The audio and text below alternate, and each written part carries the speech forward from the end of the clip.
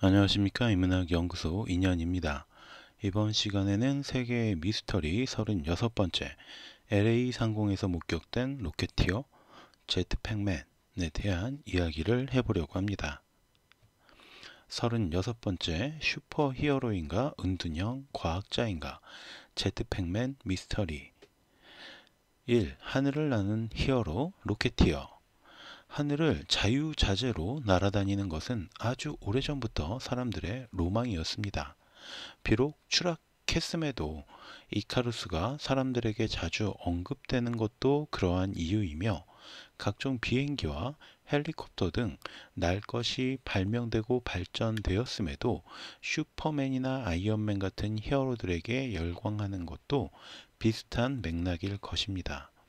그리고 그런 맥락에서 1930년에서 40년대에 미국에서 유행했던 히어로가 바로 로켓팩을 등에 짊어지고 하늘을 날아다니며 악당들을 물리치는 로켓맨이었고요. 1982년부터 1995년 사이에도 만화로도 연재가 되었습니다. 그리고 이 로켓맨의 에피소드를 통합해서 1991년 월트 디즈니 피처스에서 더 로켓티어라는 영화로 만들어서 개봉을 하기도 했죠.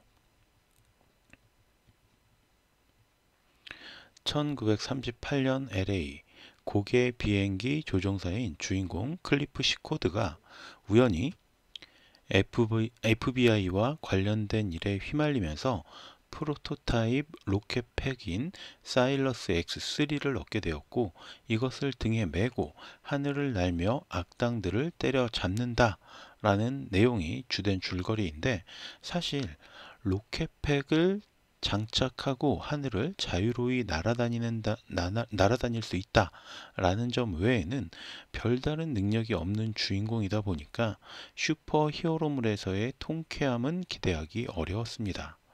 다만 초인적인 힘을 필요로 하는 것이 아닌 어느 정도 현실 가능성이 있는 스토리라는 점에서 영화 자체는 흥행하지 못했지만 비디오와 캐릭터 문구 등의 2차 시장에서는 어느 정도 성과를 거두게 됐습니다.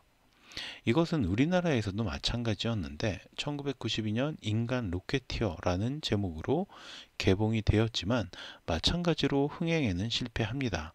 대신 캐릭터 왕구와 아동 신발 등으로는 매출이 꽤 나와서 역시 영화보다는 2차 시장에서 성공을 거두게 되었죠. 이런 기억 때문인지 디즈니는 애니메이션 시리즈로 2019년 디즈니 주니어 채널을 통해서 꼬마 로켓티어를 방영합니다.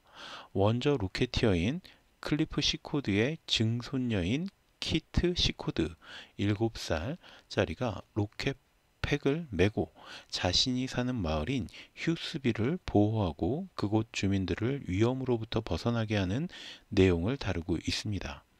저도 이제 우리 아이들이 보던 애니메이션을 간혹 함께 시청한 기억이 있었기 때문에 더 로켓티어라는 영화보다 이 꼬마 로켓티어가 더 친숙한 애니메이션입니다. 2. LA 상공에 나타난 로켓티어 제트팩맨. 2020년 8월 30일 미국 필라델피아에서 출발한 아메리칸 항공기의 중형 여객기 1997편의 조종사는 로스앤젤레스 국제공항 착륙 항로 인근에서 누군가 제트팩을 메고 하늘을 날아다닌다 라는 보고를 합니다. 전 세계 항공교통관제통신의 실시간 교신 내용을 공개하는 라이브 액트의 녹취록에 따르면 당시 1997편 조종사는 관제소에 말한다. 우리는 방금 제트팩을 맨 남성 한 명을 지나쳤다 라고 보고한 것입니다. 뒤이어 이 조종사는 한 남성이 제트팩을 메고 약 900m 상공을 날고 있었으며 비행기로부터 약 275m 밖에 떨어지지 않은 거리에 있었다 라고 전했습니다. 그리고 얼마 지나지 않아 이 제트팩을 맨 남자에 대한 또 다른 목격 제보가 들어옵니다. 비슷한 시간대에 각기 다른 항공기의 조종사가 제트팩 인간을 목격했고, 특히 미국 지역 항공사인 스카이웨스트 에어라인의 조종사는 제트팩을 맨 한 남성이 우리 비행기 옆을 지나가는 것을 목격했다라고 관제소에 보고합니다. 해당 남성이 비행기 항로를 날아다니고 있어서 위험하다라고 판단한 관제소는 조종사에게 경고 표시를 보내라고 지시합니다. 이후 미 연방항공청에서는 해당 보고 내용을 로스앤젤레스 경찰국으로 넘겼고, 즉시 경찰 측의 조사가 이루어졌죠.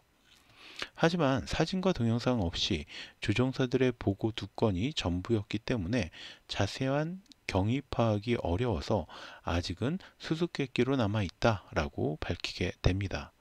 그리고 두 달 후인 2020년 10월 대만 타이베이에서 로스앤젤레스 항공으로 향하던 중화항공 006편의 조종사 역시 이 제트팩맨에 대한 보고를 합니다. 로스앤젤레스 국제공항에서 북서쪽으로 약 7마일 떨어진 고도 6,000피트 약 1828m 정도 부근에서 제트팩을 탄 사람을 목격했다라는 것이었죠. 이후에 미 연방항공청의 조종사가 증언을 한 것을 토대로 추가 조사한 내용에 따르면 해당 물체는 은빛으로 반짝이는 제트팩 같은 장비를 착용한 상태였고, 일정한 속도를 내면서 안정적으로 하늘을 날고 있었다고 합니다. 로스앤젤레스 상공에서 목격된 미상의 물체는 제트팩맨이라는 명칭으로 불리기 시작했는데, 이것이 조종사들의 단순한 착각이 아니다라는 것을 확신한 미 연방항공청에서는 해당 자료와 정보들을 FBI 측에 넘기면서 조사를 요청하게 됩니다.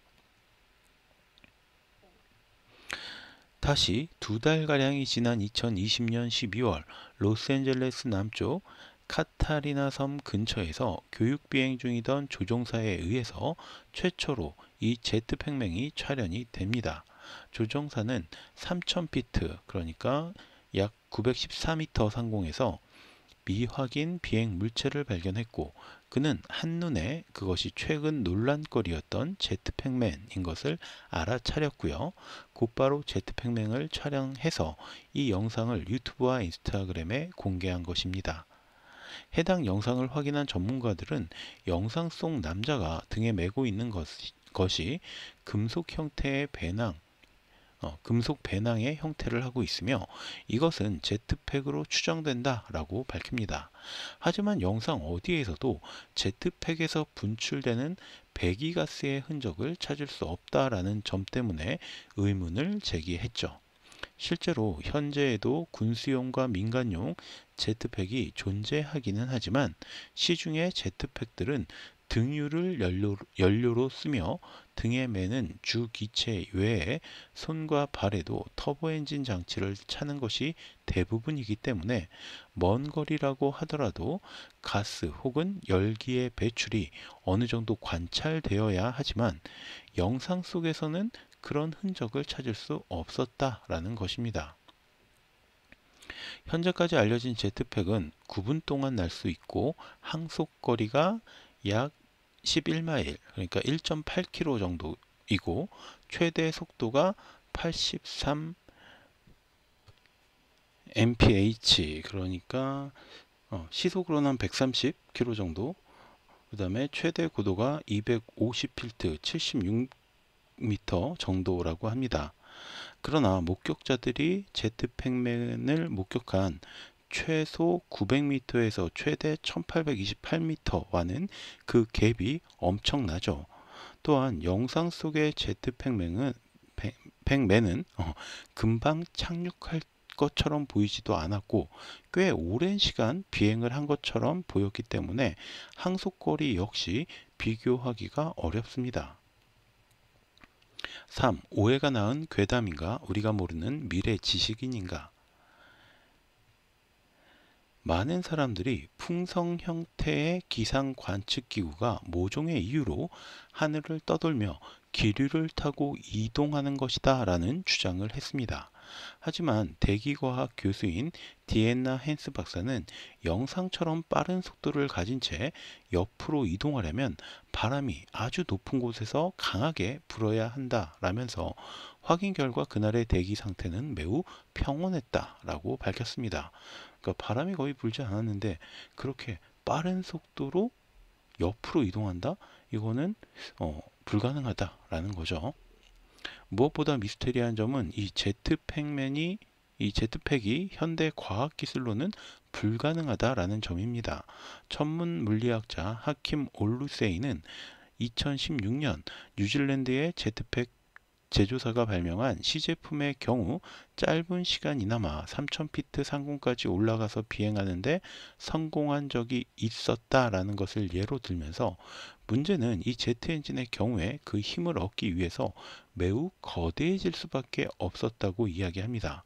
당시 그 제트팩은 제트팩이라기보다는 소형 비행체에 가까운 크기였고 연료를 제외한 무게만 200kg 가량이었기 때문에 해당 영상에서 보이는 것처럼 성인 남성이 등에 메고 3000에서 6000피트 상공을 안정적으로 날아서 이동하는 것은 현대 과학 기술로는 불가능하다라고 주장했습니다.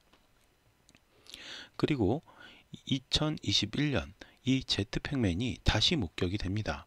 보잉 747 항공기의 조종사가 캘리포니아 해안에서 약 15마일, 24km 정도 떨어진 5000피트, 1524m 상공에서 제트팩맨을 보고 관제소로 보고한 것이죠.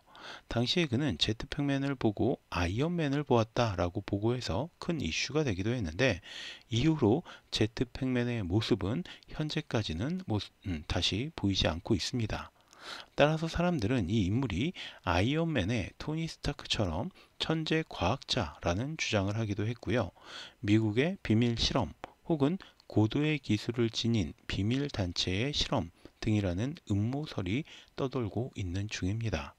즉, 제트팩맨은 실존 인물일 가능성이 매우 높은 미스터리이며 그럼에도 불구하고 FBI가 수사를 해서 찾지 못하고 있다라는 것 역시 미스터리한 존재이며 사건이라고 할 수 있습니다.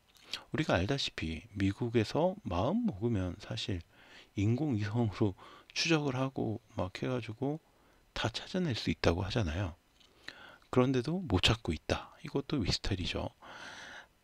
그는 과연 음모론처럼 어떤 단체 혹은 정부의 비밀 실험을 하는 인물이었을까요? 아니면 은둔형 천재 과학자였을까요? 언젠가는 대중들에게 자신과 자신의 기술력을 공개했으면 좋겠다라는 마음입니다. 자, 그럼 오늘 이야기는 여기서 모두 마치도록 하고 저는 다음 시간에 또 다른 컨텐츠로 찾아뵙도록 하겠습니다. 오늘 제가 들려드린 이야기가 여러분의 흥미와 호기심을 조금이라도 만족시켜 드렸다면 구독과 좋아요도 부탁드리겠습니다. 감사합니다.